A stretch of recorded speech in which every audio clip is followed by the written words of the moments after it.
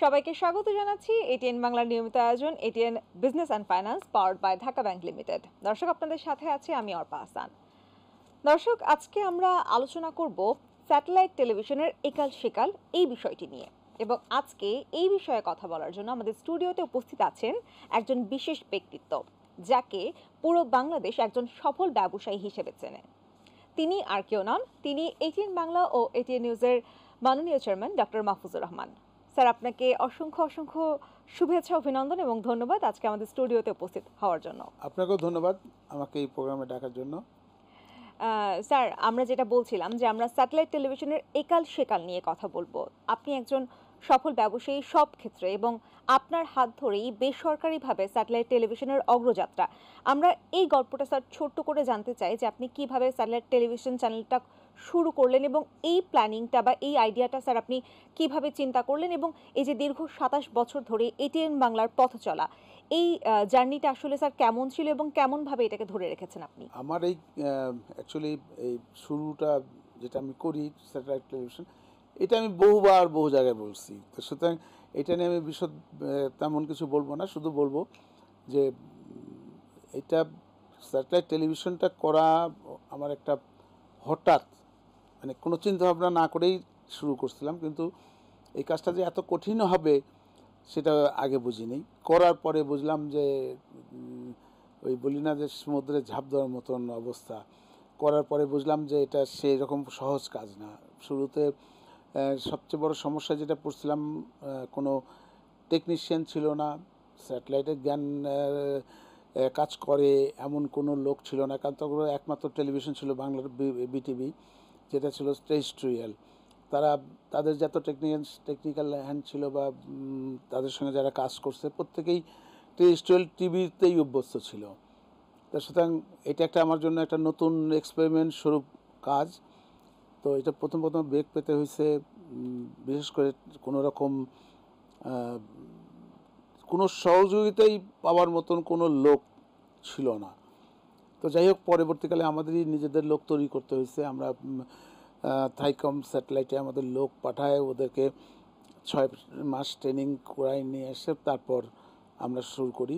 এবং এই ব্যাপারে আমাদের যেটা যথেষ্ট হেল্প করছিল থাইকম স্যাটেলাইটওয়ালারা, কারণ আমরা একদিক দিয়ে বেঁচে গেছিলাম যে আমরা প্রোগ্রামটা তখন টেলিকাস্ট করতাম থাইকম থেকেই। ওদের থাইল্যান্ডের ওদের যে থাইকম স্যাটেলাইট ছিল, ওদের টেলিপোর্ট থেকে আমরা প্রচার করতাম, যে কারণে টেকনিক্যাল দিকটা তখন আর আমাদেরকে তেমন বেগ পেতে হয়নি। তখন আমরা যেটা ছিল প্রোগ্রাম তৈরি করা। তো প্রোগ্রাম তৈরি করা তখন কোনো প্রোডাকশন হাউস ছিল না, একমাত্র তখন হাউস ছিল ইমপ্রেস টেলিফিল্ম, যেটা চ্যানেল আয়ের, তাদেরই একমাত্র প্যাকেজ নাটক করার বা প্রোগ্রাম করার একটা হাউস ছিল। তাও সেটা খুব একটা বড় আকারের না, তারা লিমিটেড কিছু কাজ করতো যেটা বিটিভিতে তারা তখন সাপ্লাই করতো। তা আমরা আসার পরে তখন তাদেরকে বলাতে তারা আমাদেরকে বললো যে ঠিক আছে, তারা আমাদেরকে হেল্প করবে, প্রোগ্রাম দিবে। তো তাদের কাছে নিলাম, প্লাস কিছু পুরনো সিরিয়াল নাটক আমরা কেনা শুরু করলাম, যেটা অনেক দিন বিটিভিতে অনেক আগে যেগুলি চলছে, হুমায়ুন আমাদের কিছু অন্যান্য প্রডিউসারের কিছু কিছু জিনিস, এটা আমরা কিনলাম, কিনে আমরা চালানো শুরু করলাম। তারপরে আমরা নিজেরা প্রোডাকশন শুরু করলাম। আমাদের প্রথম যেটা আমার মনে পড়ে, প্রথম সিরিয়াল যেটা আমরা দেখাই সেটা হচ্ছে আমজাদ হোসেন পরিচালিত, এবং আমজাদ হোসেন নিজেই অভিনয় করছিল, 7 নম্বর বাড়ি নামে একটা সিরিয়াল, যেটা খুবই পপুলার হয়েছিল তখন। মানে আমাদের বলবো ভিউয়ার্স, ওইটার থেকেই আমরা এটিএনে ভিউয়ার্স পাওয়া শুরু করি। তারপরে আরেকটা সিরিয়াল করছিলাম, সেটা কলকাতার ইন্ডিয়ান সহযোগিতায়, তদানীন্তনকালের অঞ্জন চৌধুরী, বিখ্যাত ফিল্ম ডাইরেক্টর, সে একটা আমাদেরকে প্রডিউস করে দিছিল মামা ভাগনা নামে। সেখানে রঞ্জিত মল্লিক মেইন রোলটা করছিল সেখানটা, এটাও আবার খুব পপুলার হয়েছিল সে। তো এইভাবেই আমাদের জয়যাত্রা শুরু হয়। তো এইভাবেই, কিন্তু সবচেয়ে বড় আরেকটা সমস্যা যেটা আমাদের হয়েছে শুরুতে, ফাইন্যান্সিয়াল প্রবলেম। ফাইন্যান্সিয়াল প্রবলেম বলতে তখন কোনো কোম্পানির স্যাটেলাইট টিভিতে অ্যাড দেওয়ার কোনো বাজেট ছিল না তাদের। সেভাবে তো টেলিভিশন চ্যানেল ছিল না বলে হয়তো বা সেই ওদের প্ল্যানিংটাও বাজেট ছিল না, ওদের ম্যাক্সিমাম বাজেট ছিল এর জন্য, বিটিভির জন্য টেরিস্ট্রিয়াল বাজেট। তো আমরা মাল্টিনেশনাল কোম্পানি যে কটা ছিল তখন, সেই অ্যাডগুলি পেতে আমাদের 2 বছর সময় লাগছে। 2 বছর পরে যেমন ইউনিলিভার 2 বছর পর আমাদেরকে অ্যাড দিছে। তারা এতদিন আমাদের দেখছে যে আমরা চালাতে পারি কিনা। তো শুরুতে আমরা ফাইন্যান্সিয়াল খুবই বড় সমস্যায় পড়ছিলাম। তো তখন আমার গার্মেন্টস, আমি তখন গার্মেন্টস ব্যবসা করতাম আগে, আমার গার্মেন্টস ব্যবসা খুব জোরদার ছিল, খুব ভালো এক্সপোর্ট করতাম, আমি বছরে অনেক টাকার এক্সপোর্ট করতাম। যে কারণে ওই গার্মেন্টসের আর্নিং দিয়ে তখন এই আমার এটিএন বাংলা চালাতাম। কারণ মাসে প্রায় 4-5 কোটি টাকা খরচা ছিল, এর ম্যাক্সিমামটাই তখন ওই গার্মেন্টসের আর্নিং থেকে নিতাম। আমি সবসময় যেটা ধন্যবাদ জানাই যে ওই স্কোয়ারের অঞ্জন চৌধুরীকে, ইনি এই একমাত্র লোক যেটা উনি শুরুর থেকে আমাদের এটিএন বাংলার শুরুর দিন থেকে যে অ্যাডটা যেত সেটা হচ্ছে স্কোয়ারের অ্যাড যেত বিভিন্ন আইটেমের। তো ওনারা আমাদেরকে অনেক সহযোগিতা করছিল অ্যাডের ব্যাপারে, সেই জন্য আমি ওনার কাছে কৃতজ্ঞ। যে এখন তো অনেকেই অ্যাড দিচ্ছে, তারপরে মাঝখানে যখন আমরা পপুলার হয়ে গেলাম, পপুলারিটি অর্জন করলাম, যখন আমরা আমাদের দর্শক বাড়লো, বিটিভির থেকে দর্শক অনেক বেশি গুণ দর্শক আমাদের এটিএনে আসলো। তো যখন দর্শক বাড়লো তখন কিন্তু কিছুটা এই এই ফাইন্যান্সিয়ালের দিকে বা অ্যাডের দিকে আমরা কিন্তু একটা মনোপলি খেলা খেলতাম। তখন তখন এমন ছিল যে আমরাই ডিক্টেট করতাম যে ভাই এত টাকা দিলে দাও, না দিলে না দাও। মানে অলরেডি যেহেতু স্টাবলিশড হয়ে গেছিলেন ততদিনে, এজন্য তখন আপনারা ডিমান্ড করতেন। আমি তখন যেমন নিউজ, আমাদের নিউজে 1 মিনিট অ্যাডের জন্য 60,000 টাকা তখন নিতাম, যেটা এখন 27 বছর আগে এই রেটটা ছিল। দারুণ। আর এখন 5,000 টাকাও দিতে চায় না, এই অবস্থায় চলে আসছে মার্কেট। কারণ টেলিভিশন সংখ্যা অনেক বেড়ে গেছে। আমরা শুরুতে তো বিটিভি আর আমরা, তারপরে 2 বছর পরে আসলো চ্যানেল আই, তারপরে 2-1 বছর পরে আসলো এনটিভি, তারপরে আসলো ইটিভি। এইভাবে বাড়তে বাড়তে বাড়তে বাড়তে এখন 35টার উপরে রানিং টেলিভিশন আছে। প্রায় কয়দিন পরে 40টা ছুঁই করবে, যেহেতু লাইসেন্স পাওয়া। কিন্তু সবচেয়ে বড় সমস্যা যেটা, যে হারে টেলিভিশনের সংখ্যা বাড়ছে, চ্যানেল সংখ্যা, এই অনুপাতে কোনো বিজ্ঞাপন বাড়ে নাই। বিজ্ঞাপনের বাড়ার মাত্রাটা খুব স্লো, আস্তে আস্তে বাড়তেছে। বাংলাদেশের বিজ্ঞাপনের আগের থেকে এখন অনেক বেশি বাড়তেছে। তো এইটা কিন্তু স্যার যতটুকু বেড়েছে ততটুকু তো ডিস্ট্রিবিউটও হয়ে গেছে মানে অলরেডি। আগে একজনের খাবার পরে আমরা এসে 2 জন খাইতাম, জি জি জি, 2 জনের খাবার 4 জন খাইলাম, 4 জনের জায়গায় 13 জন খাওয়া আসতো, এখন 35 জন খাচ্ছি সেই খাবারই। সেটাই। খুব বড় হাড়িটা কিন্তু খুব একটা বড় হয় নাই। মানে বাজার এখন আর বেশি করা হচ্ছে না, ওই একই আছে। মানে যেটা হতো, যদি যে হারে টেলিভিশন বাড়ছে, আমাদের অ্যাডের সংখ্যা যদি সেরকম বাড়তো তাহলে হয়তো আর আমাদের এই সমস্যাটা হতো না। তো এখন একরকম ধরতে গেলে অ্যাডভার্টাইজমেন্টটা কারাকারি করা হচ্ছে, এবং এই কারণে যে জিনিসটা আমরা সবচেয়ে বড় ফেস করতেছি, আমরা একটা আনহেলদি কম্পিটিশনের মধ্যে পড়ে গেছি। মানে যে যা পারতেছে অ্যাড, মানে অ্যাডের জন্য রেড কোড করতেছে, যেটা নতুন আলাদের জন্য ঠিক আছে, কিন্তু আমরা যারা পুরাতন, এত বছরের 27 বছরের পুরাতন যারা চ্যানেল, আমরা আমাদের জন্য একদম খুব একটা সমস্যা। সেই ধারাটা ধরে রাখা সম্ভব হচ্ছে না, কারণ আমাদের 27 বছরে আমাদের প্রতিটা কর্মচারীদের বেতন প্রতি বছর ইনক্রিমেন্ট হতে হতে, যার ছিল 8,000 টাকা সে এখন পায় 50,000 টাকা বেতন। এই যে ইনক্রিমেন্টগুলি হয়েছে, এইটা ধরতে গেলে এখন আমাদের জন্য একটা বোঝা শুরু হয়ে গেছে। কিন্তু নতুন যারা আসতেছে তারা এত লোকও তাদের নেই, প্লাস তাদের বেতন খুবই কম। তারা খুব ইজিলি যাই অ্যাড পাক না কেন, যেভাবে যত সস্তায় অ্যাড দেয়, তারা কিন্তু জিনিসটা ম্যানেজ করতে পারতেছে, কিন্তু আমাদের পক্ষে সম্ভব হচ্ছে না। আমরা প্রতি বছর এখন ধরতে গেলে পুরাতন যে কটা চ্যানেল আছে, আমাদের সার্ভাইভ করাটা নিয়ে এখন খুব সমস্যা হয়ে যাচ্ছে, এবং জানি না এই রকম চলতে থাকলে আমরা কতদিন সার্ভাইভ করতে পারবো। কারণ নিজের গাটের পয়সা দিয়ে জমি বিক্রি করে আর কত টেলিভিশন চালানো সম্ভব না। অন্য ব্যবসা চালানো যেতে পারে, কিন্তু টেলিভিশন চালাতে গেলে প্রতিদিন আপনার আর্নিং থাকতে হবে ভালো। তো যাই হোক, জানি না আমাদের অদূর ভবিষ্যতে কী হবে। সেই জন্য আমি সবসময় এখন থেকে জোর দিয়ে যেটা বলে আসছি, এই যাবৎ বলতেছি, প্রতিদিনই প্রায় বলি আমি, যে আমাদের সবগুলি চ্যানেলকে পে চ্যানেল করতে হবে। পে চ্যানেলের ছাড়া আমাদের বাঁচার কোনো উপায় নেই। অবশ্যই স্যার। স্যার আপনি ২৭ বছর আগে যেহেতু ব্যক্তিগত পর্যায় থেকে মানে প্রথম বেসরকারি স্যাটেলাইট টেলিভিশন চ্যানেল এটিএন বাংলার মাধ্যমে ওপেন করেছিলেন ব্যক্তিগতভাবে। তো সেই ক্ষেত্রে স্যার আপনার সরকারের সাথে কোনো শর্ত ছিল কিনা? বা কোন আমরা শর্তে ওপেন আমরা যখন করেছিলেন? এটা চালাবার জন্য সরকারে অ্যাপ্লাই করি, তো এটার একটা তখন একটা চিন্তা করলাম যে সরকার ইজিলিতে কোন জিনিসে পারমিশনটা দিবে, কারণ আমি সারা জীবন এক্সপোর্ট করে আসছি। চ্যানেল করার আগে 30 বছর আমি রেডিমেড গার্মেন্টস এক্সপোর্ট করছি। শুরুতে একদম শুরুতে প্রথম আমার ব্যবসা ছিল হ্যান্ডিক্রাফটস এক্সপোর্ট ব্যবসাটা ছিল। তো এই ব্যবসাটা আমি খুব ভালো বুঝতাম, এবং এক্সপোর্টের ব্যাপারে সরকার কোনোদিন কোনো জিনিসে না করতে পারবে না, না করেও না এবং করতে পারবেও না। কারণ সরকার চায় এক্সপোর্ট যত বেশি হবে আপনার দেশের ফরেন কারেন্সি তত বেশি আর্ন হবে। সুতরাং আমি শুরুতে যে বুদ্ধিটা করলাম, এটা আমার নিজস্ব বুদ্ধি করা। এখন বাকি চ্যানেলগুলো পরবর্তীকালে এই বুদ্ধি ফলো করছে আমার বুদ্ধিটাই। তো যে বুদ্ধিটা করলাম সেটা হচ্ছে, আমরা সরকারের প্রপোজাল দিলাম যে আমরা আমাদের প্রোগ্রাম এক্সপোর্ট করব। আমরা যেসব প্রোগ্রাম প্রডিউস করব, নাটক, সিনেমা যেটাই করি না কেন, সেই প্রোগ্রামগুলিকে আমরা বিদেশে এক্সপোর্ট করব। বিদেশে এক্সপোর্ট করতে বলতে তখন এই জিনিসটা হলো যে আমরা যখন টেলিকাস্ট বাংলাদেশ থেকে করতাম না, আমরা টেলিকাস্ট করতাম বাইরের, প্রথমে করতাম হংকংয়ে, ক্যাসেট পাঠাতাম। সেকেন্ড যখন আমরা থাই স্যাটেলাইটের জন্য ভাড়া নিলাম, তখন ক্যাসেট পাঠাইতাম থাইল্যান্ডে। তখন আমরা সরকারকে দেখাইলাম যে এই প্রোগ্রামগুলি আমরা ওইসব দেশে এক্সপোর্ট করতেছি। আচ্ছা। এবং সেই শর্ত অনুযায়ী সরকার আমাদের দিছিল যে এই এক্সপোর্টের বিনিময়ে ফরেন কারেন্সি আর্ন করতে হবে। তখন আমরা প্রতিটা যে ক্যাসেট পাঠাইতাম, প্রতিটা ক্যাসেটে একটা ইনভয়েস তৈরি করতাম।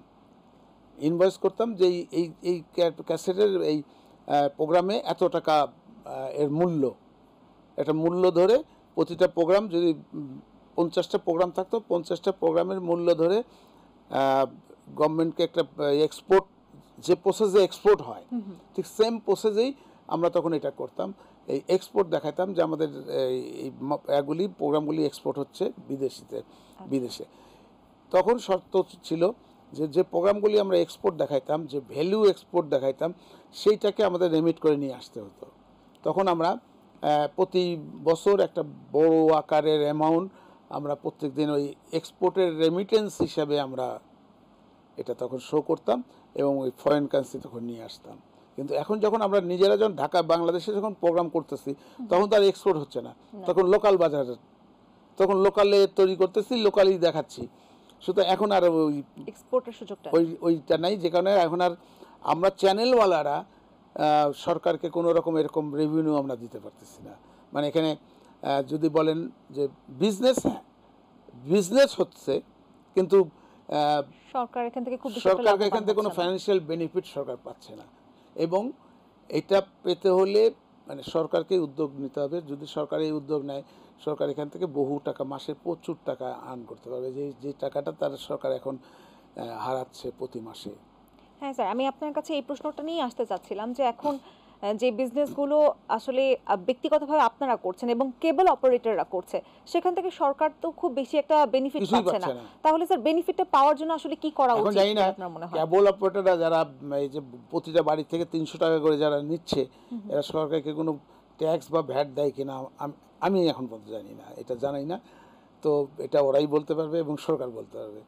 কিন্তু সরকার যদি উদ্যোগ নেয়, যদি এই পুরো সিস্টেমটাকে যদি সরকার কন্ট্রোল করে এক হাতে নিয়ে আসে, পে চ্যানেল সিস্টেম যেটা পৃথিবীর সব দেশেই এখন বাংলাদেশ ছাড়া বোধহয় আমার মনে হয় পৃথিবীর সব দেশেই এই পে চ্যানেল চালু আছে। মানে টেলিভিশন চ্যানেলরা এই পে চ্যানেলের মাধ্যমে তারা প্রচুর টাকা প্রতি মাসে তারা পায়। কিন্তু একমাত্র আমরা প্রোগ্রাম প্রডিউস করতেছি, আমরা হচ্ছে প্রোগ্রাম প্রডিউসার, আমরা মাল তৈরি করতেছি। মানে চ্যানেলটা হচ্ছে আমাদের ফ্যাক্টরি, এই প্রোগ্রাম তৈরি করার, ভিডিও তৈরি করার ফ্যাক্টরি এটা। তো মাল আমরা ডিস্ট্রিবিউটরের হাতে দিচ্ছি, মানে কেবল অপারেটরকে দিচ্ছি যে মালটা ডিস্ট্রিবিউট করার জন্য ঘরে ঘরে। কেবল অপারেটর প্রতিটা ঘর থেকে 300 টাকা, অ্যাভারেজে 300 টাকা তারা উঠাচ্ছে। এখন বাংলাদেশে আমার জানা মতে এটা অফিসিয়াল না, আনঅফিসিয়ালি বলবো, সব কেবল অপারেটর, বাংলাদেশের সব কেবল অপারেটর প্রায় 5 কোটি ঘরে তারা কানেকশন দিছে। আচ্ছা, তো 5 কোটি গ্রাহক, 5 কোটি গ্রাহক যদি 300 টাকা করে কেবল অপারেটর নেয়, প্রতি মাসে তারা 1500 কোটি টাকা, মানে 1500 কোটি টাকা তারা প্রতি মাসে কালেকশন করতেছে। Huge amount. Huge amount. কিন্তু এটা আবার দেখা যাচ্ছে না এত টাকা, কি কারণে? এটা বাংলাদেশের 3 থেকে 3,500 কেবল অপারেটর আছে। আচ্ছা, এই টাকাটা এই সব বিভিন্ন চ্যানেল অপারেটরটা এটা কালেকশন করে। তো বিভিন্ন যেমন প্রতিটা ডিস্ট্রিক্টের কেবল অপারেটর, প্রতিটা ডিস্ট্রিক্টে হয়তো দেখা গেলো 10-12 জন করে আছে, আচ্ছা, বা তারও বেশি আছে। তো তারা এই টাকাটা তারা ভাগ, সেই জন্য এই ভাগটা এত থাকার কারণে এটা কেউ বুঝতে পারতেছে না যে আসলে এটা কত টাকা ইনকাম হচ্ছে। কিন্তু সিম্পল হিসাব যদি আমি বলি, 1500 কোটি। 5 কোটি ঘরে চ্যানেল কানেকশন আছে, কেবল কানেকশন আছে। 5 কোটিটাকে আপনার 300 দিয়ে গুণ করলে 1,500 কোটি হচ্ছে। এবং এই 1,500 কোটি টাকা যদি গভর্নমেন্ট ভ্যাট নেয় বা ট্যাক্স নেয়, এখান থেকে গভর্নমেন্ট কিন্তু 200 থেকে 300 কোটি টাকা প্রতি মাসে আর্ন করতে পারে। কিন্তু গভর্নমেন্ট এখানে তাদের পলিসি করতে পারেনি, ঠিক করতে পারেনি বলে এখন গভর্নমেন্ট প্রচুর টাকা লস করতেছে। আমার মনে হয় একমাত্র বিটিভি বোধহয়, কারণ তারা সরকারি, ওদের ওখানে ট্যাক্স ফ্যাট ফাঁকি দেওয়ার কোনো স্কোপ নেই, হয়তোবা তারা দেয়। কিন্তু আমরা যারা প্রাইভেট চ্যানেল, আমরা প্রতি মাসে একটা বিশাল অঙ্কের ভ্যাট দিই। আমরা শুরু থেকে বড় অঙ্কের একটা ভ্যাট দিই। সেটা হচ্ছে যে আমরা যে অ্যাড কালেকশন করতেছি, সেই অ্যাড কালেকশনের উপরে 15% আমরা ভ্যাট দিই। সেইখানটা দেখা যাচ্ছে যে আমরা প্রতি মাসে, আমরা প্রতিটা চ্যানেল কম বেশি প্রতিটা চ্যানেলই আপনার একটা বড় আকারের ভ্যাট আমরা পে করতেছি। কিন্তু এটা তো করতেছি আমরা চ্যানেলওয়ালারা বিজ্ঞাপন থেকে, বিজ্ঞাপন যে যে যে চ্যানেল যত টাকা বিজ্ঞাপন পায় সের উপরে আমরা একটা 15% ভ্যাট পাচ্ছি। কিন্তু দর্শকদের থেকে কোনো কিছু আপনারা পাচ্ছেন না।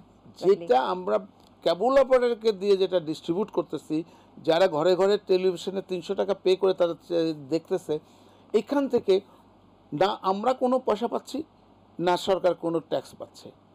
সুতরাং এটা যদি পে চ্যানেলের আন্ডারে চলে আসে এবং এটা যদি এক আমব্রেলার আন্ডারে যদি এই পুরো বাংলাদেশের এই ডিস্ট্রিবিউশনটাকে যদি একই আমব্রেলারে আনা যায়, তাহলে এটা এখান থেকে প্রচুর রেভিনিউ সরকার আর্ন করবে। আমরাও এখান থেকে অনেক টাকা বেনিফিট পাবো। যদি প্রতিটা চ্যানেল যদি আমরা 1 টাকা করে নেই প্রত্যেকটা, তাহলে আমার প্রতিটা চ্যানেল 5 কোটি টাকা আমরা পাচ্ছি। সেটাই তো এই যে একটা যেটা হচ্ছে সেটা, এই জিনিসটা অতীব শীঘ্রই এটা করা দরকার। এটা নিয়ে আমি আমাদের লাস্ট তথ্যমন্ত্রী যিনি ছিলেন ডক্টর হাসান মাহমুদ সাহেব, ওনার সঙ্গে আমি এটা নিয়ে বেশ কয়েকবার কথা বলছি। আমি এখন নতুন যে মিনিস্টার আসছেন আরাফাত আলী, জনাব আরাফাত আলী, ওনাকেও আমি বলছি যে এটা করা খুব জরুরি। উনি বলছেন আমাকে যে উনি এটা নিয়ে কাজ করে যাচ্ছেন। এই পুরো সিস্টেমটাকে কন্ট্রোল করতে হবে সরকারকে, কারণ এটা একটা বিশাল ব্যয়বহুল একটা জিনিস হবে। কারণ 5,000 কোটির বাড়িতে কানেকশন দিতে হলে 5,000 বক্স, 5 কোটি বক্স প্রয়োজন, 5 কোটি বক্স প্রয়োজন। এই 5 কোটি বক্স কিনতে প্রায় 6 থেকে 7,000 কোটি টাকা লাগবে। এটা কোনো ব্যক্তিগত কেউ পার্সোনালি এটা করা সম্ভব না। হ্যাঁ, আমরা করতে পারি, চ্যানেল মালিকরা করতে পারি, যদি আমরা কনসোর্টিয়াম করে সবাই মিলে কনসোর্টিয়াম করে যদি কোনো ব্যাংক থেকে যদি টাকাটা আমরা লোন নেই, তাহলে হয়তো করতে পারবো। আদারওয়াইজ আপনারা এটা পার্সোনালি কেউ যদি উদ্যোগ নেয়, এটা কেউই পাবে না, কারণ 5,000 কোটি টাকা ইনভেস্টমেন্ট, এটা this is a big amount, এবং কোনো ব্যাংক এটা দিতেও চাবে না। সুতরাং এটা করতে গেলে একমাত্র পারবে হচ্ছে সরকার নিয়ন্ত্রিত প্রতিষ্ঠানগুলি। যে তার মধ্যে একটা উদাহরণ দেই, সরকার নিয়ন্ত্রিত বিটিভি 100% গভর্নমেন্ট কন্ট্রোল করে। সেকেন্ড হচ্ছে এই বঙ্গবন্ধু স্যাটেলাইট, যেটা এই দুটা সংস্থা যদি গভর্নমেন্টের দুটা সংস্থা এটা করতে হয়। কিন্তু বিটিভির আমি বলবো বিটিভির সেই লোকবল নাই, আর বিটিভিও এত টাকা ফান্ড গভর্নমেন্ট থেকে নিতে পারবে কি না জানি না, কিন্তু বঙ্গবন্ধু স্যাটেলাইট এরা পারবে।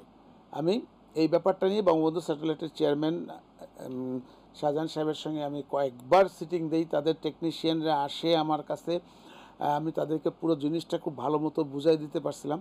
তো শাহজাহান সাহেব এটা নিয়ে অনেক কাজ করছিলেন। শাহজাহান সাহেব প্রায় ব্যাংকের সঙ্গে কথা বলছিলেন, ব্যাংক তাদেরকে এই 6,000 কোটি টাকার লোন দিতে রাজি ছিল। আচ্ছা, তো এখন প্রশ্ন আসে যে এই 5 কোটি ডিজিটাল বক্স কিভাবে সংগ্রহ হবে। তো একমাত্র দেশ, একমাত্র বললে দু একটা দেশ, যেমন ইন্ডিয়াও পারবে,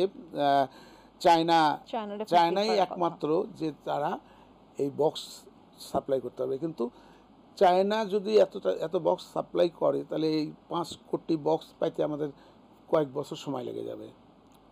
তো কারণ চায়নার যে কোম্পানি সাপ্লাই করে সে তো আর একটা জিনিস তৈরি করে না, তারা বিভিন্ন, তারা যদি শুধু এই বক্স তৈরি করতো তাহলে হয়তো বা 1 বছরের মধ্যে পারতো, কিন্তু তারা তো মাল্টি পারপাস মাল্টি প্রোডাক্টস তারা তৈরি করে। তো সুতরাং এটা আমি তখন দেখলাম যে এটারও একটা বন্দোবস্ত না করলে এই বক্সটা সংগ্রহ করাটা খুব মুশকিল হবে। তখন আমি বাংলাদেশ মেশিন টুলস, আর্মিদের যে সংস্থা, মেশিন টুলসের জেনারেল সাহেবের সঙ্গে আমি, এমডি সাহেবের সঙ্গে কথা বলি। উনি রাজি হয়ে গেলেন। উনি বললেন যে হ্যাঁ, আপনারা যদি নিতে চান আমরা 1 বছরের মধ্যে আপনাদেরকে 5 কোটি বক্স তৈরি করে দিব। তো উনি তখন বললেন যে আপনারা আমাদেরকে 1 কোটি বক্সের টাকা অ্যাডভান্স দিবেন, আমরা 1 কোটি বক্স দিতে থাকবো, তার পরবর্তীকালে আবার 1 কোটি যখন নিব তখন আবার 1 কোটি টাকা দিবেন। তো এইভাবে তারা 1 বছরে বক্স তৈরি করে দিবে। তখন আমি দেখলাম যে এটা ওনাদের যে প্রস্তাব সেটা খুবই ভালো প্রস্তাব। একসঙ্গে আমার 5 কোটি বক্সের পয়সা ইনভেস্ট করতে হচ্ছে না। আমি তখন ইনভেস্ট করব মাত্র 1 কোটি বক্সে, এবং এই 1 কোটি বক্সে যখন ইনভেস্ট করতে যাব তখন যাবে 1-1.5 হাজার কোটি টাকা, 1.5-2 হাজার কোটি টাকা, 1.5-2 হাজার কোটি টাকা তখন ইজিলি এই যারা এটাকে উদ্যোগ নেবে করার জন্য তারা ইজিলি এটা ব্যাংক ফাইন্যান্স। এবং মজার বিষয় হলো এটা, যারা এই বক্সটা ইনভেস্ট করবে, ধরে নেন যে বঙ্গবন্ধু স্যাটেলাইট এরা রাজি হলো এই নেটওয়ার্কটা করার জন্য, ওরা যদি এটা করে তাহলে তারা প্রথম 1 কোটি বক্সের জন্য টাকা দিবে মেশিন টুলসকে, দেওয়ার পরে মেশিন টুলস সাপ্লাই শুরু করবে। সবচেয়ে মজার জিনিস হলো এই বক্সটার দাম 1.5 থেকে 2 হাজার টাকা হবে এক একটা বক্সের দাম। তো এই বক্সটা গ্রাহকদেরকে, মানে যারা বাসায় টেলিভিশন দেখে এই গ্রাহকদেরকে এই বক্স ফ্রি দিতে হবে প্রথমে, তাদের কাছে কোনো টাকা চার্জ করলে কেউ নেবে না। স্যার এটাই আমি জিজ্ঞাসা করতে যাচ্ছিলাম, যেহেতু এখন ফ্রিতে দেখছে তখন 2,000 টাকা করে একটা বক্স কেউ কিনবে না, স্বাভাবিক। কিন্তু তাদের উপরে প্রেশার না পড়ে এই ক্ষেত্রে যদি দেখা যায়, যদি এই যে বক্স ইনভেস্ট করবে সে যদি 25 থেকে 50 টাকা, যেটা টাকা তারা নেয় এখন 300 টাকা, 300 টাকার জায়গায় যদি 25 থেকে আরো 50 টাকা অ্যাড করে, মানে 350 বা 350 টাকা যদি তারা কালেকশন করে, তাহলে দেখা যাবে সেই 1 কোটি বক্স যারা নিল তাদের 5-6 মাসের মধ্যে কিন্তু টাকাটা উঠে যাবে। আচ্ছা, তারা কিন্তু রিটার্ন পেয়ে যাচ্ছে টাকাটা। তখন আর ওদেরও লাইব্রেরি থাকলো না। তখন পুরো বক্স যখন আসবে 1 বছরে, এটা দেখা যাবে 2-3 বছরের মধ্যে, 2 বছরের মধ্যেই আমার মনে হয় 50 টাকা করে নিলে বছর খানিকের মধ্যেই প্রতিটা বক্স ফ্রি হয়ে যাবে। তো এখানে যেটা হবে, এই ক্ষেত্রে আমরা সবাই লাভবান হব। আমরা সেই ক্ষেত্রে তো কেবল অপারেটররা অবজেকশন দিতে পারে যে তারা আমাদের ব্যবসার কী হবে, এই ধারণাটা তাদের করাটা ভুল হবে, কারণ তারা একটা মেজর অংশ পাবে। আচ্ছা, তারাও যে আর্থিকভাবে ক্ষতিগ্রস্ত হচ্ছে সেরকমটা না, তারা মেজর অংশ পাবে। এখন যেরকম তারা 100% খাচ্ছে, আচ্ছা, সে 100% খাওয়ার কম, এবং তাদের তো এখানে ইনভেস্টমেন্ট কমে যাচ্ছে, তাদের তো ইনভেস্টমেন্ট করতে হচ্ছে না। তো বক্স তো অলরেডি যদি দেয় বঙ্গবন্ধু স্যাটেলাইট আর বক্স যদি দেয়, তাহলে এখানে বক্সের জন্য কেবল অপারেটর কিছু করতে হচ্ছে না। কেবল অপারেটরকে শুধু করতে হচ্ছে ওই বক্স থেকে ঘরে ঘরে কানেকশন দেওয়া। এটা বঙ্গবন্ধু স্যাটেলাইট থেকে তারা প্রোগ্রামটা নিয়ে ঘরে ঘরে কানেকশন দেওয়া তাদের জব হবে। এতে কেবল অপারেটর যদি ধরে নেন, আমি যদি এইভাবে হিসাব করি যে আমরা 300 টাকা পাবো, 300 টাকার ভিতরে যদি 150 টাকাই যদি আমি কেবল অপারেটরকে দিয়ে দিই, কারণ ডিস্ট্রিবিউশন জবটা হচ্ছে অনেক বড় জব। আমরা প্রোগ্রাম তৈরি করলাম, বক্স দিলাম, কিন্তু এই ঘরে ঘরে বক্স দেওয়া, এই বক্সের সমস্যার সমাধান করা, ঠিক মতো দেখা যাচ্ছে না, কেবল লাইন গন্ডগোল, কেবল লাইনের মধ্যে নানা রকম সমস্যা, তো এই জিনিসগুলো কিন্তু হ্যান্ডেল করতে হবে কেবল অপারেটরকে। এখানে আমরা চ্যানেল আলাদাও কিছু করতে পারবো না, বঙ্গবন্ধু স্যাটেলাইটও কিছু করতে হবে না। সুতরাং এই কাজটা টোটালি করবে হচ্ছে কেবল অপারেটর। তো সুতরাং কেবল অপারেটর যখন এটা করবে, সুতরাং আমি যে ক্যালকুলেশন করে যেটা আগাচ্ছিলাম, তাতে আমরা চাইছিলাম যে কেবল অপারেটরকে একটা মেজর অংশ দেওয়া হবে। সুতরাং 50% আমরা কেবল অপারেটরকে দিয়ে দিই। এখান থেকে 50 টাকা চ্যানেল আমরা রাখি।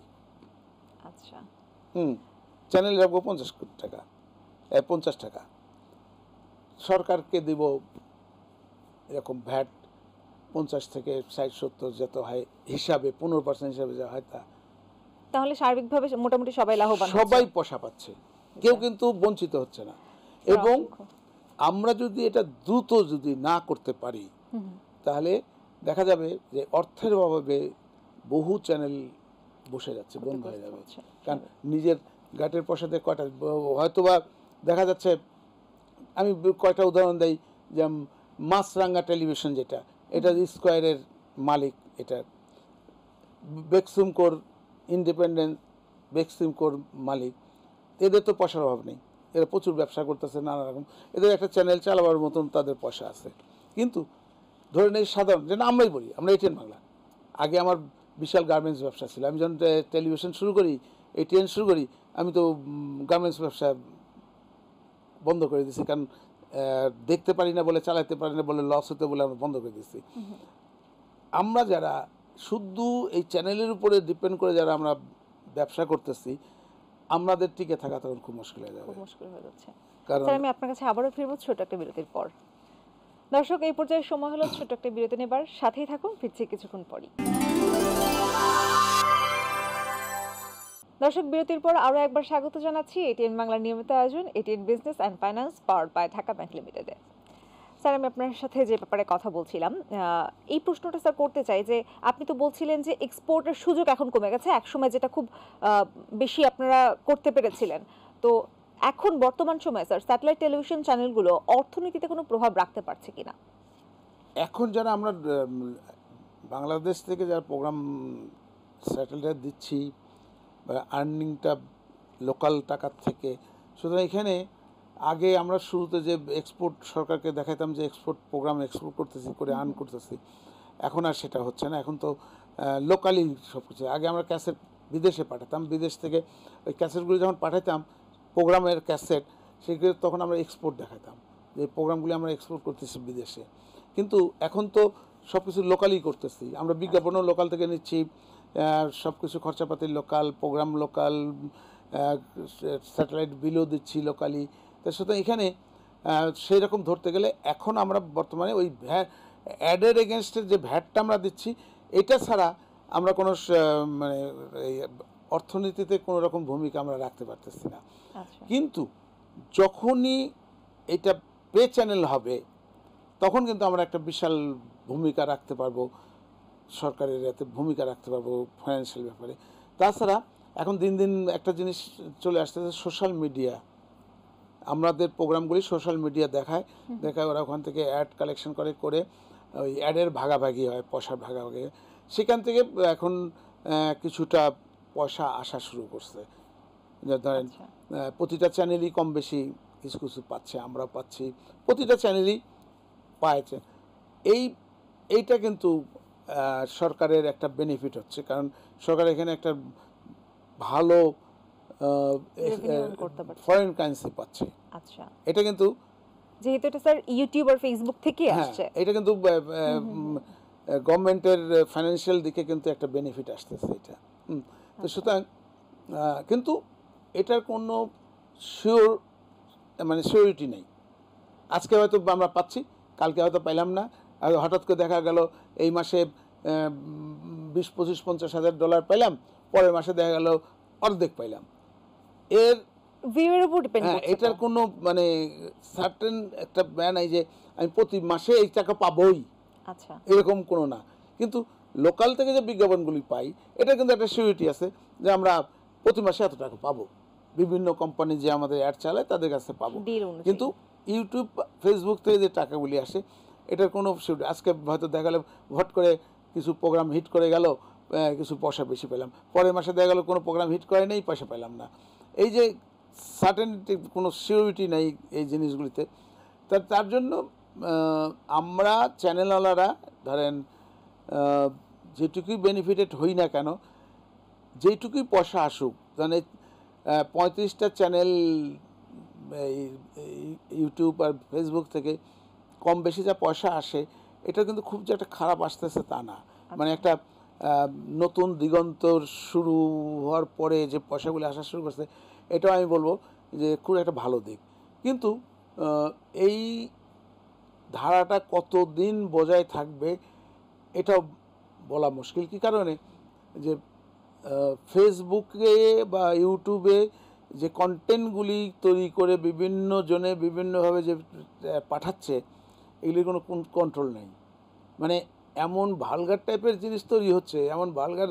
আমরা যে নাটক টেলিভিশনে দেখাচ্ছি, সেটার ওই নামের ওই নাটকটা দেখা যাচ্ছে যে সব ওর মধ্যে আরও কিছু ক্লিক, মানে আপনি ক্লিক করার সময় একরকম দেখবেন, ক্লিক করার পরে দেখবেন আরেক টিভিতে রকম। দেখতেছেন একরকম, কিন্তু ওটা যখন ফেসবুকে যাচ্ছে দেখা গেল ওর পুরো ব্যাপারটাই Change হয়ে আলাদা। যাচ্ছে। কারণ ফেসবুকের কিছু দর্শক আছে যারা এই গতানুগতিক টেলিভিশনের প্রোগ্রাম তারা দেখতে চায় না, তারা চায় কিছু ভালগার থাকতে হবে, কিছু থাকতে হবে। আর এই জিনিসটার সমস্যা যেটা দাঁড়ায় গেছে, ওই প্রোগ্রামগুলি ফ্যামিলি নিয়ে দেখা যায় না। আপনার জি। পরিবার নিয়ে, ছেলে মেয়ে সবাইকে নিয়ে যে দেখবেন, দেখা সেরকমটা সম্ভব হয় না। আমরা টেলিভিশনে যেটা করি, আমরা পরিমার্জিত প্রোগ্রাম করি। এই প্রোগ্রামের মধ্যে এমন কিছু আমরা দেখাই না যেটা সপরিবারের দেখা যায় না, এরকম কিছু দেখাই না। তাই সুতরাং আমাদের টেলিভিশনের প্রোগ্রাম আমাদেরকে তৈরি করতে হয় ওইভাবে। কিন্তু এই প্রোগ্রামটাই যখন আমরা ইউটিউবে পাঠাবো, তখন এটার কোনো ভিউয়ার্স পাই না। ভিউ হবে না, কারণ হ্যাঁ। ফোন হাতে নিয়ে কেউ তো আর ওই যে ওই- ফ্যামিলির সাথে যেগুলো ওই- দেখা যায় সেগুলো দেখবে সেইটা না। দেখতে চাই না, ওরা একটু জি, আরেকটু অবশ্যই। বেশি কিছু দেখতে চায়। জি জি। তো সুতরাং এই জিনিসটা যেটা হচ্ছে যে আমাদের সংস্কৃতির যে বাংলার সংস্কৃতির যে ঐতিহ্য সেটা বা নষ্ট হচ্ছে। ছিল আজকে শত বছর যাবৎ যেটা হয়ে আসছে, এটা নষ্ট হয়ে যাচ্ছে। এবং এইভাবে যদি চলতে থাকে, লাগামহীন ছাড়া যদি চলতে থাকে, ভবিষ্যতে কি হবে এই বাংলা সংস্কৃতির? হয়তো দেখা গেল যে সংস্কৃতি চেঞ্জ হয়ে গেল। চেঞ্জ হয়ে গেল। স্যার, আমি এটাই আপনাকে একবার একটা প্রশ্ন জিজ্ঞাসা করতে যাচ্ছিলাম, সেটা হচ্ছে যে আপনি যেটা বললেন যে এখন আমরা টিভিতে যেই কন্টেন্টগুলো দিচ্ছি সেগুলো অনলাইনে দিলে সেটা আর ভিউজ হচ্ছে না। হ্যাঁ। তো স্যার, এই যে অনলাইন প্ল্যাটফর্মের যে এখন বর্তমান যে রমরমা অবস্থা চলছে, সেই রমরমা অবস্থায় টেলিভিশন কি স্যার খুব বেশি দিন টিকে থাকতে পারবে বলে আপনি মনে করছেন কিনা? একটা দিকে আমি আপনাকে বলি যে দেখবেন, এই আমরা যে টিভিতে যে নিউজটা দেখাচ্ছি, হয়তো দৈনন্দিনের যে ঘটনা ঘটতেছে নিউজ যেটা দিচ্ছি, সেম নিউজে ইউটিউবে যারা দিচ্ছে এমনভাবে একটা টাইটেল দিচ্ছে, হ্যাঁ, হ্যাঁ, exactly। এমন হলুদ সাংবাদিকতা হ্যাঁ, বলে এটাকে। যে এমন টাইটেল দিচ্ছে যে ধরুন আজকের প্রোগ্রামেই বলবে, আরে মাহফুজুর রহমান গালি দিল উপস্থাপিকাকে। উপস্থাপিকাকে, কিন্তু এরকম আসলে কিছুই ওটা তখন দর্শক মনে গালি দেখি কি গালি দিল, কিছু একটা, যখন খুলে দেখবে দেখে কিছুই না। কিছুই না। তো এই ভাওতাবাজি আর বেশি দিন আমার মনে হয় না তারা করতে পারবে। এটা আস্তে আস্তে দর্শক কিন্তু বুঝে যাচ্ছে যে ওই টাইটেল দিয়ে যে প্রোগ্রাম দেখে ধোকা খাচ্ছে, যেটা এটা আস্তে আস্তে কিন্তু দর্শক বুঝতেছে। তো আমি মনে করি কি, আমার ব্যক্তিগত ওপিনিয়ন হচ্ছে আমরা কিন্তু আবার সেই আগের মতন স্ট্রং হব। ওই ফেসবুকওয়ালারা যেটা দেখাচ্ছে এখন, বা ভিউয়ার্স তারা এত পাচ্ছে, এটা কিন্তু অত থাকবে না যদি এরকম ভোকাসগিরি চলতে থাকে যে টাইটেল একটা, কন্টেন্ট আর একটা। হ্যাঁ, সুতরাং এইটা যদি তারা এইভাবে করে, তাহলে কিন্তু আমরা তো টেলিভিশনের দর্শকই কিন্তু আবার আমরা ফিরে পাবো Benefit দর্শক। হচ্ছে। আর তাছাড়া হয় কি, টেলিফোনের মধ্যে এটা একটা এমার্জেন্সি হিসাবে দেখা যেতে পারে যে ঠিক আছে, আপনি একটা নিউজ দেখতে পেলেন না, সময়ের অভাবে আপনি গাড়িতে ছিলেন বা কোথাও ছিলেন বা মিটিংয়ে ছিলেন, হয়তো একটা তখন হয়তো এমার্জেন্সি মেসেজ আপনি মোবাইলে দেখতে পারেন। কিন্তু ওই যে মোবাইলে দেখতেছেন, এটা কিন্তু খুব কষ্ট করে দেখতে হয়, খুব সহজে এইরকম নিয়ে কষ্ট করে দেখা, ওটা আর হয় না। সাউন্ড ক্লিয়ার, মোবাইলের যেটুকু সাউন্ড ওইটুকু সাউন্ডের মধ্যে শুনতে হয়। তো এর জন্য যেটা হয় যে আমি বলবো যে আমরা যেমন বলি যে বড় পর্দায় সিনেমা দেখি, এক্স্যাক্টলি। হ্যাঁ, একটা টেলিভিশনে সেম সিনেমাটা আমরা টেলিভিশনে দেখতেছি, কিন্তু টেলিভিশনে দেখে যে মজাটা না পাচ্ছি সেটা আমরা পাচ্ছি বড় পর্দায় দেখে। সিনেমা হলে। বড় পর্দার জিনিস দেখতে, সিনেমা দেখতে মজা ঠিক সেরকম একটা মোবাইলে একটা কন্টেন্ট দেখে যে মজাটা হবে, তার সাথে মজাটা হবে টেলিভিশনে বসে, বড় টেলিভিশনের মধ্যে বসে দেখতেছি খুব সুন্দর। তো এইটা কিন্তু কেউ যদি মনে করে যে না আমরা টেলিভিশন একদম থাকবে না, যে যুগের পরিবর্তনে এটা এটা সম্পূর্ণ ভুল ধারণা। টেলিভিশন বঞ্চ দিন দিন আরও বেশি পপুলার হবে আস্তে আস্তে। একটা জিনিস দেখবেন যে হাতে তো আপনার মোবাইল আছে, ইন্টারনেটও আছে, যদি বাড়িতে দেখেন কেবল কানেকশন নাই, তখন কি মনে হয় আর কিছুই নেই, আসলে সারাদিন কি করব, মানে খুব একেবারে অস্থিরের মধ্যে পড়ে যাওয়া হয়। কিন্তু আপনার হাতে তো মোবাইল আছে, দেখেন মোবাইল দিয়ে, কিন্তু তা তো না, মোবাইলে দেখে তো মজা পাচ্ছেন না, আপনার বাড়িতে বড় টিভিতেই দেখতে মজা পান। তো এই হচ্ছে ঘটনা। তাই এটা আমার মনে হয় দিন দিন আস্তে আস্তে ফ্লারিশ করবে। হয়তো কিছু কিছু জিনিস আছে ইউটিউবে চলবে, কিন্তু মেজর জিনিসগুলি আমাদের টিভিতেই থাকবে এবং এটা আগামীতে আরও ভালোভাবেই চলবে। দর্শক আর আমার মনে হয় বেশি পাবো, কারণ আমরা অনেক কিছুই দেখাবার চেষ্টা করি, অনেক খবর আমরা একদম সঙ্গে, যেমন নিউজ চ্যানেলগুলি তো খবর লাইভ করে সঙ্গে সঙ্গেই দেখাচ্ছে, এই যে সুবিধাগুলি সেটা জিনিসগুলো ফোনে আসলে পাওয়া যাচ্ছে না। স্যার আমি আপনার কাছে আরেকটা প্রশ্ন করতে চাই, সেটা হচ্ছে স্যার আপনি যেটা বলছিলেন যে এখন টেলিভিশন চ্যানেল অনেক বেশি হয়ে গেছে এবং অ্যাডভার্টাইজমেন্ট কোম্পানিগুলোর বাজেট ভাগ হয়ে যাচ্ছে। তো এই যে আর্থিক ক্রাইসিসটা চলছে স্যার বর্তমানে, এটা যদি মানে এখনই ঠিক করা না যায়, পে চ্যানেল হিসেবে ঠিক করা না যায়, তাহলে এই অবস্থাটা যদি দীর্ঘদিন টানতে হয় আমাদেরকে টেলিভিশন চ্যানেলগুলোকে, তাহলে স্যার এটার ভবিষ্যৎ কোথায় গিয়ে দাঁড়াবে? আমি ওই শুরুতেই বললাম না যে আমরা শুরুতে যখন চ্যানেল করি তখন 1-2 বছর পরে আমরা বিজ্ঞাপনদাতাদেরকে ডিকটেট করতাম, ভাই এত টাকা দিলে দাও, নাহলে তুমি নিব না তোমার প্রোগ্রাম। এবং দেখা যেত যে আমরা হাই রেটে বিজ্ঞাপন, খুব কম বিজ্ঞাপন, 5-7টা বিজ্ঞাপন দেখাতাম, কিন্তু রেট ছিল হাই। আর এখন যেটা হয়েছে, বিজ্ঞাপনই দেখাচ্ছি, প্রোগ্রাম দেখাবার আর কোনো সময় পাই না। এখন এই একটা বড় সমস্যা হয়ে গেছে, যেটা যে যেহেতু বিজ্ঞাপনের রেট কমতে কমতে কমতে কমতে এত লেভেল নিচে নেমে আসছে যে আমার একটা প্রোগ্রামের তো একটা ফিক্সড রেট আছে, যে এই প্রোগ্রামে আমার এত টাকা খরচা, এই খরচাটা উঠাইতে তো আমাকে হবে। একটা নাটকের যে খরচা আমরা করি, এই নাটকের পয়সাটা তো উঠাইতে হবে। আর এই পয়সা উঠাতে গেলে দেখা যাচ্ছে যে নাটকের থেকে অ্যাডই বেশি। তো এখন এমন পর্যায়ে চলে গেছে যে অ্যাড, কোনো প্রোগ্রামে 50-50 অ্যাড আর 50-50 প্রোগ্রাম, 50% অ্যাড 50%। অথচ সারা পৃথিবীতে এটা কোনো জায়গায় এলাও না যে সার্টেন একটা টাইমের মধ্যে বিজ্ঞাপন দেখা। যেমন আমাদের এটিএন বাংলায় প্রোগ্রাম আমরা লন্ডনে দেখাই, ইংল্যান্ডে, ওখানে ওই সরকার নির্ধারিত সময়ের মতো অ্যাড দেখাতে হবে, এর বেশি দেখালে ওরা অফকম নামে একটা অর্গানাইজেশন, ওরা নোটিশ দিয়ে বন্ধ করে দিবে। সেই জন্য আমাদের এটিএন বাংলা ওখানে চলে, এই পুরো অ্যাডটাকেই ফালাই দেয় তারা, ফালাই দিয়ে লোকালি কিছু অ্যাড নেয় তারা, নিয়ে ওই রুলস অনুযায়ী হয়তো একটা ব্রেকে 2-4টা অ্যাড। স্যার তাহলে ওখানে কিভাবে সার্ভাইভ করছে? ওখানে যদি কম অ্যাড চলে তাহলে তারা কি আবার আর্থিকভাবে ক্ষতিগ্রস্ত হচ্ছে না? নাকি ওখানে রেটটা বেশি? ওখানের যেটা জিনিসটা হচ্ছে, ওদের তো প্রোগ্রাম প্রডিউস করতে হচ্ছে না। আচ্ছা, প্রোগ্রাম তো প্রডিউস করতেছে আমরা, প্রোগ্রামের জন্য ওদের যে খরচা যেটা লাগে ওদের লোকাল লোকজনের বেতন, আচ্ছা, অফিস ভাড়া বা ওই স্যাটেলাইট যেটা নিতে হয় যে সেটা, এটাই তাদেরকে বিয়ার করতে হয়। সেখানটায় ওরাও ওই মানে আকাশচুম্বী দাম তারা রাখতে পারে, ওরা একটা সার্টেন, কিন্তু ওতে তারা ভালো সার্ভাইভ করে যাচ্ছে এবং প্রফিটও তাদের হচ্ছে।